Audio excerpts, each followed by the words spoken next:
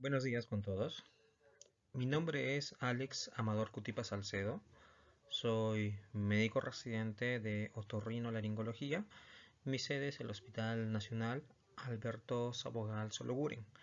El tema que he escogido es la exostosis del conducto auditivo externo, que les voy a enseñar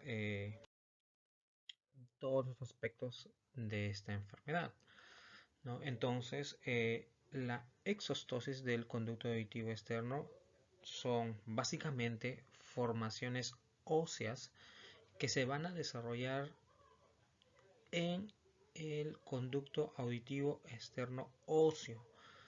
Como sabemos por anatomía, el conducto auditivo externo tiene una parte ósea y una parte cartilaginosa. Entonces, el tercio externo viene a ser cartilaginoso y los dos tercios internos son, son óseos. Entonces, en este anillo timpánico óseo es donde se va a desarrollar esta patología, y esta es en respuesta a un agente mecánico irritativo, generalmente térmico.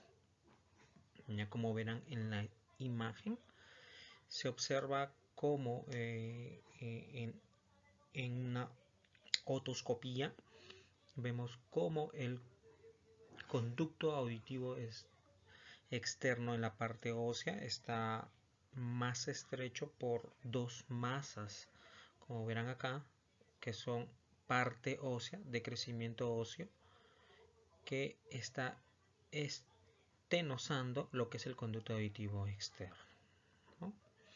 Entonces, ¿cómo podemos definir la exostosis? La exostosis básicamente es el crecimiento hiperostósico del conducto auditivo óseo, ¿no? La incidencia de esta patología es de 0,6%, ¿no? Es bastante bajo, ¿no? Como se ve en la imagen de a nivel de otomicroscopía, vemos múltiples crecimientos hiperostósicos en el conducto auditivo externo que lo estenosa. Etiológicamente podemos concluir que es de causa desconocida. No se sabe bien a cierta cuál es la causa exacta, pero se ha podido evidenciar que está asociado a la exposición repetida a aguas frías, generalmente temperaturas que van de 18 19 grados hacia abajo.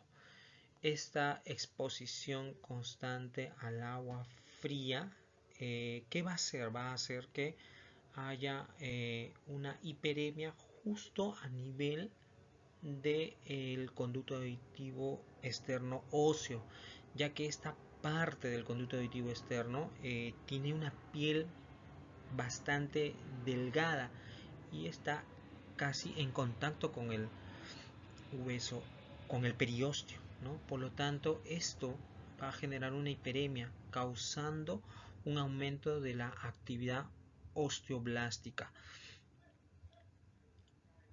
y ello va a desarrollar que el hueso del conducto auditivo externo óseo incremente de tamaño.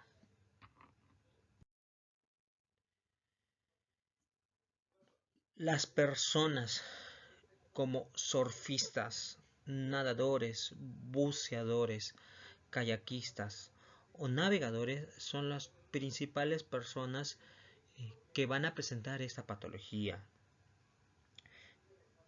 Otro nombre que podemos encontrar en las literaturas es el oído del surfista, ¿no? Y aproximadamente en esa población vamos a encontrar que el 60% de estas personas que se dedican al surf van a presentar esta patología.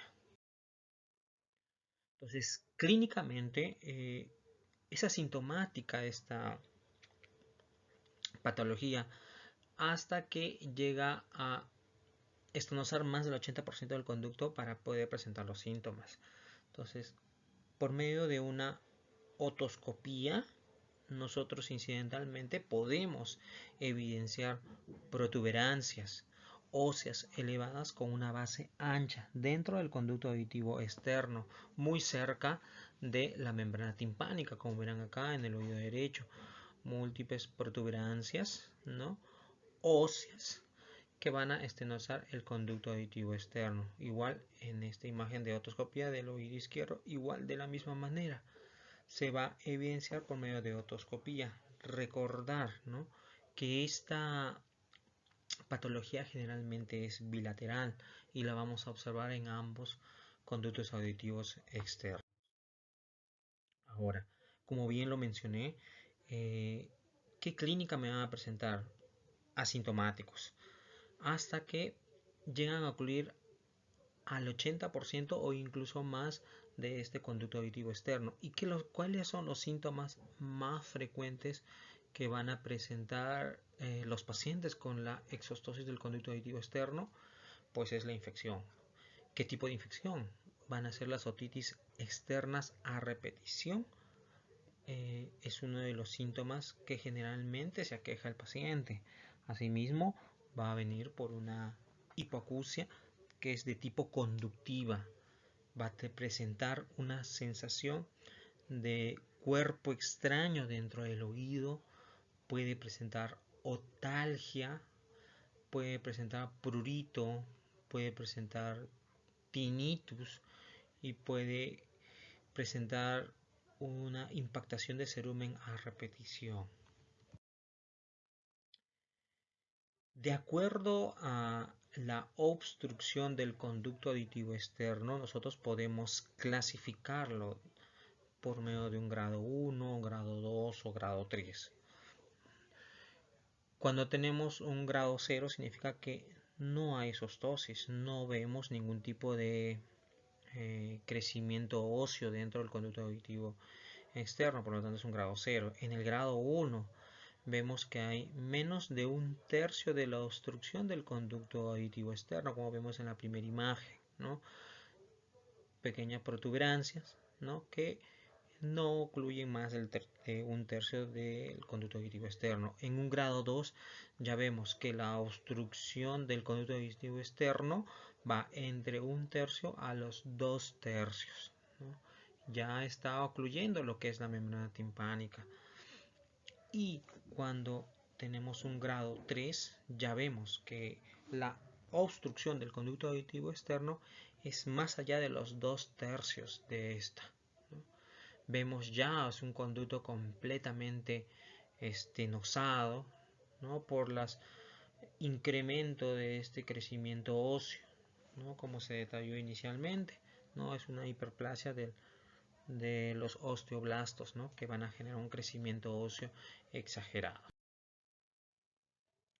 Tomográficamente, por medio de vemos un corte sagital de los conductos auditivos y vemos que en este corte a nivel del conducto auditivo externo óseo vemos que hay un aumento de la parte ósea, y esto es tanto a nivel puede ser del piso, del techo o de las paredes laterales, medial del conducto auditivo externo. Y como se mencionó, esto generalmente es de carácter bilateral, y vemos que en este mismo paciente, tanto en el oído derecho como en el oído izquierdo, lo va a presentar.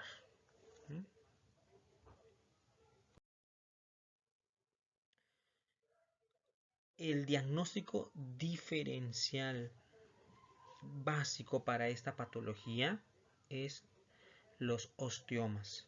Ahora, los osteomas también tienen una causa no conocida, ¿ya? Y la gran diferencia que vamos a encontrar con la exostosis es que los osteomas son una única protuberancia con una base bastante delgada, ¿no? Es una base pediculada, a diferencia de la exostosis, que tiene una base más ancha, ¿no? Como vimos en las imágenes previas en la otoscopía, que estas bases de la exostosis son bastante amplias, además son múltiples y son bilaterales. La diferencia con el osteoma es que esta es única, unilateral y general y es pediculada, ¿no?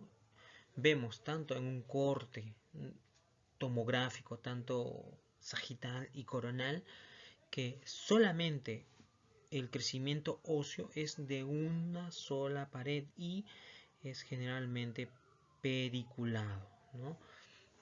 Entonces, muy importante tener estas dos diferencias en estas dos patologías que muchas veces nos podemos llegar a confundir al realizar una otomicroscopía. El tratamiento básicamente de esta patología es netamente quirúrgica, ¿ya? ¿Y cuáles son las indicaciones para que un paciente sea sometido a una intervención quirúrgica? Es que este paciente tenga otitis externas recurrentes o que tenga una hipoacusia conductiva. ¿En qué consiste este tratamiento quirúrgico? El tratamiento quirúrgico consiste en básicamente eh, fresar, limpiar todo lo que es el conducto auditivo externo, la parte ósea, ¿no? Y remodelar todo este conducto para poder exponer la membrana timpánica que se encuentra detrás de ella. Ya tener presente que esta exostosis no va a comprometer lo que es la membrana timpánica. Como vemos en la imagen, vemos aquí es un fresador, es una fresa, ¿no? Que está fresando todo lo que es el hueso del conducto auditivo externo, ¿ya? Y estamos liberando, ampliando, remodelando el conducto auditivo externo para poderlo hacer permeable y que el paciente pueda volver a escuchar, ¿no? Entonces, muy importante. Este tipo de tratamiento quirúrgico se puede realizar tanto por medio de endoaural, o sea, quiere decir que podemos hacerlo por medio del conducto auditivo externo, o también lo podemos hacer retroauricular, haciendo una incisión por detrás del pabellón auricular, levantando el pabellón auricular y llegando hasta la parte del conducto auditivo externo, la parte ósea, ¿no? Para poder realizar un remodelado y que el paciente vuelva a tener el conducto auditivo externo permeable. Como conclusión de esta patología que, como habrán visto, es bastante corta, ¿no? Que es una patología de hallazgo incidental, ¿no? ¿Y en quiénes vamos a sospechar? Como se ve en la imagen, ¿no? Vemos un ambiente que es bastante gélido, bastante helado, y vemos a una persona con una tabla de surf, ¿no? Queriendo hacer este deporte que es tan bonito, ¿no? Pero lamentablemente el exponerse a aguas frías va a condicionar que los pacientes puedan presentar esta exostosis. No solamente ellos, ¿no? Los surfistas que también son, que es un deporte bastante practicado, ¿no? Aquí en Lima también o en cualquier otra parte del mundo, también los buceadores, ¿no? Que van a lo profundo del mar y que son aguas bastante heladas, van a producir este tipo de patología. Por último, tener presente que el tratamiento básicamente es quirúrgico de esta patología. Esto sería todo con respecto a esta patología. Como bien dicho, es una patología bastante corta, ¿ya? Y tener presente, ¿no? que la causa de esta exostosis no se conoce muy bien, pero está bastante relacionado a las aguas frías. Muchas gracias.